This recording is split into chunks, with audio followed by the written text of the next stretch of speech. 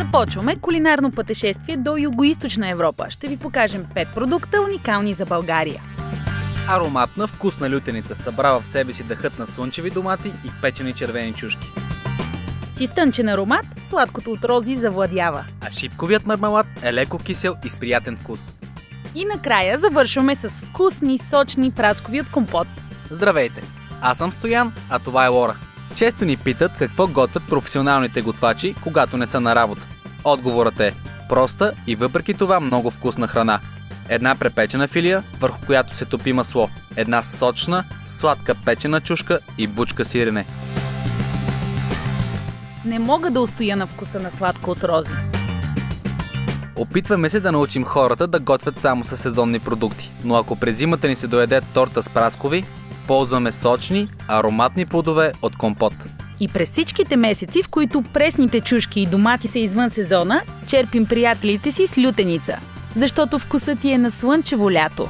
Предстои ви да видите как от Югоизточна Европа уникални продукти тръгват на своето европейско кулинарно турне. Сега ще ви разкажем колко труд се иска, за да стигне вкуса на истинското лято до вашата трапеза. Животът на лютеницата и чушките от буркан започва от семена. От март до април те имат време да се превърнат в разсъд. Най-късно през май, когато слънцето събере сили, животът им се пренася на полето. През есента, когато слънцето започва да губи своята сила, доматите и чушките се берат на ръка. През този най-пищен за кулинарията сезон, като че ли цялата страна охае на печена капия. Тя е в основата на лютеницата и на айвара. А в пинджура слагаме и сочен патладжан. От тук нататък работата вършат съвременни машини, подложени на строг контрол. Все пак говорим за храна и то направена по най-високите стандарти на Европа. Първо ще ви покажем немски вурчета с гарнитура от лучени кръгчета и българска лютеница. За панировката на пържения лук ни трябва бира. С нея, брашно и нишесте приготвяме тесто. Прилича на това за палачинки, но не е толкова гъсто.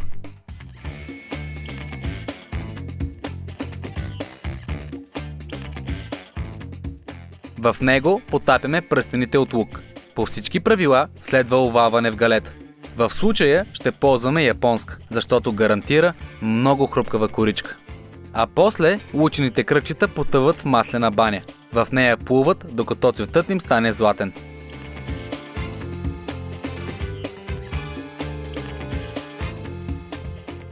В това време вурстовете се пекат на грил.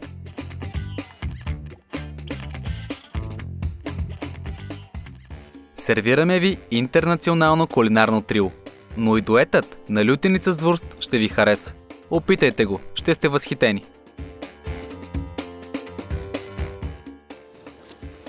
Заслужаваше си. Продължаваме с полски пироги, напълнени с български печени червени чушки и бяло саламурено сирене.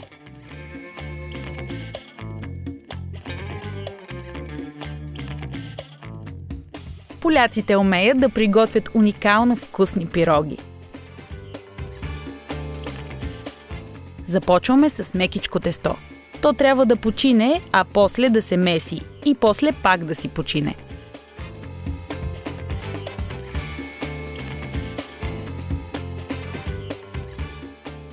Вкусът на този специалитет се крие в плънката.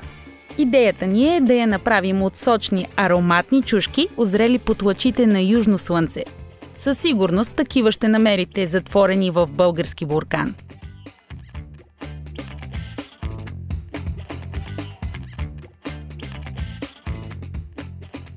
А после нещо в зелено. Цветът ще вземем от пресен лук и магданоз, от които искаме и аромат.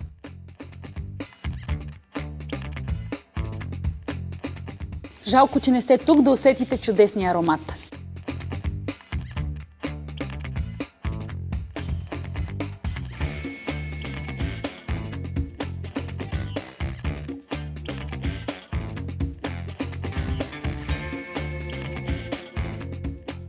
И за да има всичко по-пикантен и интензивен вкус, ще сложим бяло сирене.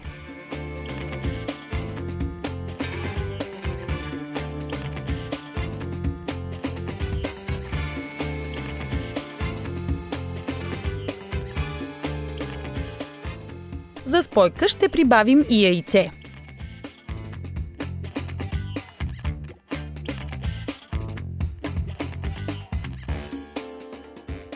Пухкавото тесто превръщаме в кора с дебелина като за пица. От него режем кръгове, които ще са черупка на уникално вкусния пълнеж.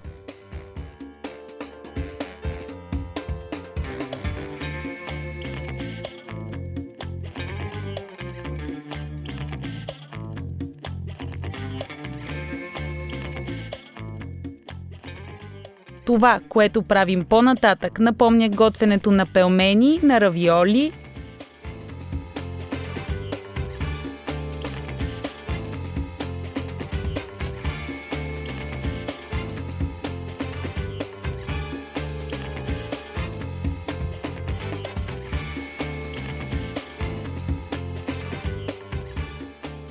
Поднасяме ви полския специалитет, в който се е скрил вкуса на лято и мекия опушен аромат на есен. И остана само да опитаме.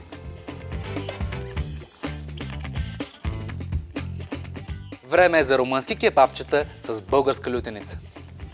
Балканите обичат скара.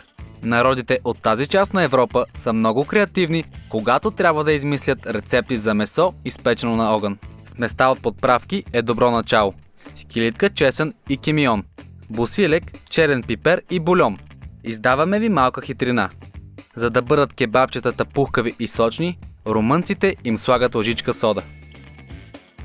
С тази ароматна смес замесваме каймата, която трябва да прекара една цяла нощ на студено. А после им придаваме желана форма.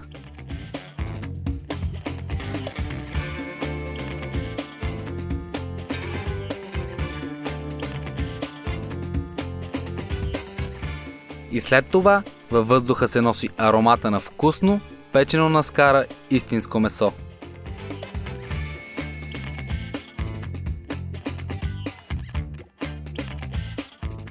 Естествено, не бива да се лишаваме от гарнитура, но нека има малко по-южняшки вкус.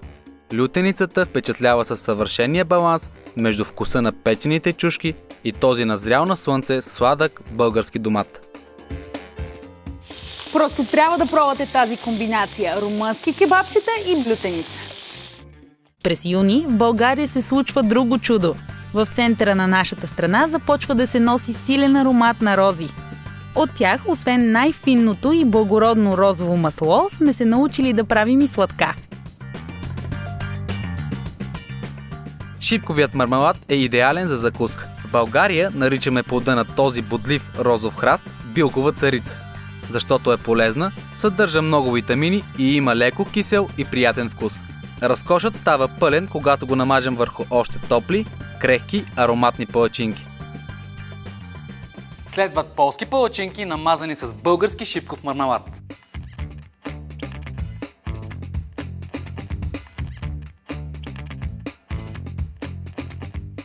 А в Полша слагат мляко и вода, брашно и разтопено масло.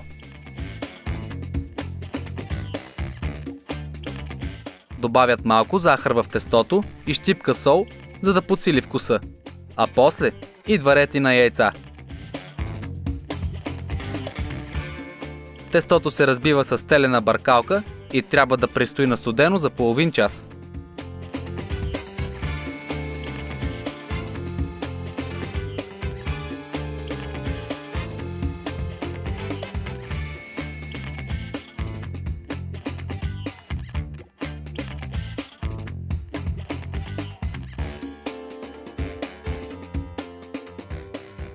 Твърдят, че шипковият плод повдига тонуса и работоспособността ни, което го прави достоен конкурент на кафето.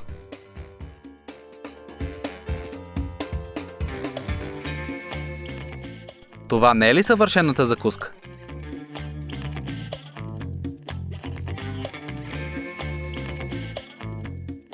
А сега ще приготвим берлински понички с конфитюр от рози. Тестото ще приготвим с мая, разбъркваме я с мляко и с захар.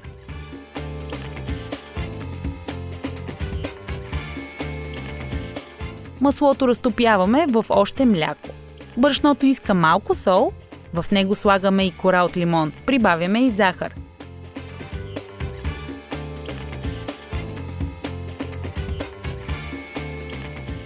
А после смесваме и слагаме яйца, добавяме маята.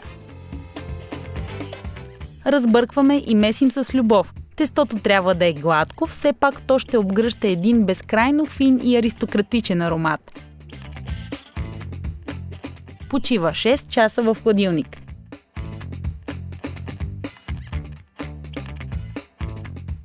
И после пак премесваме. Разделяме на две, за да разточим кори близнаци.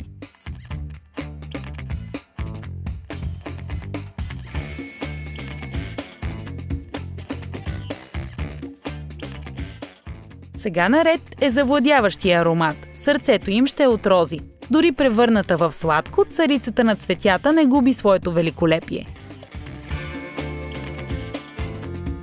С помощта на ринг тестото се превръща в кръгове с разкошна плънка. Остава само да ги пържим в баня от масло.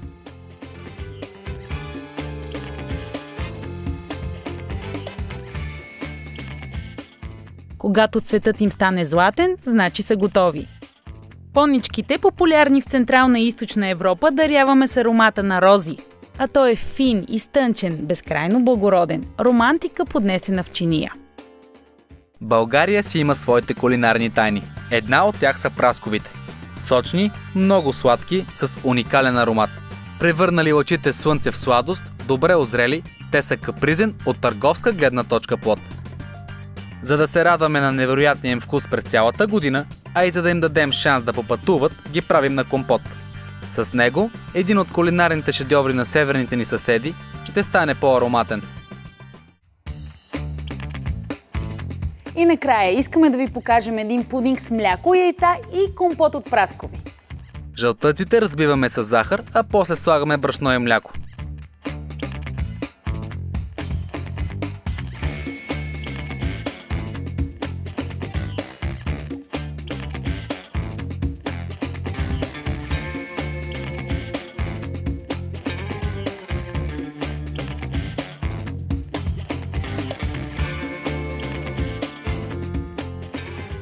За аромат ванилиена шушулка. Това е крема, върху който ще легнат топките от белтък.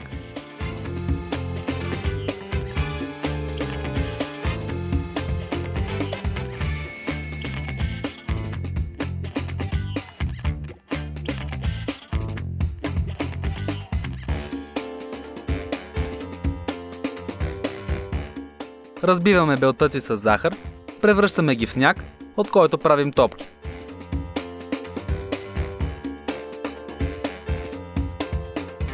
Варим ги за секунди в мляко. А после сме художници, които имат вместо платно една чаша. Оранжев сочен цвят на ароматна праскова излязла от компот. Тя се превръща в чашката на цвете. Надяваме се, че ви е било интересно. Бон апети! Показахме ви 5 различни вкуса от нашата страна, защото искаме да усетите вкуса на истинската храна. Показахме ви как 5 продукта намират място в кухнята на вашата страна. Защото фантазията и разнообразието са голямото, достъпно до всеки богатство на днешния свят. Пътешествайте кулинарно по света, защото това е удоволствие, което всеки може да си позволи.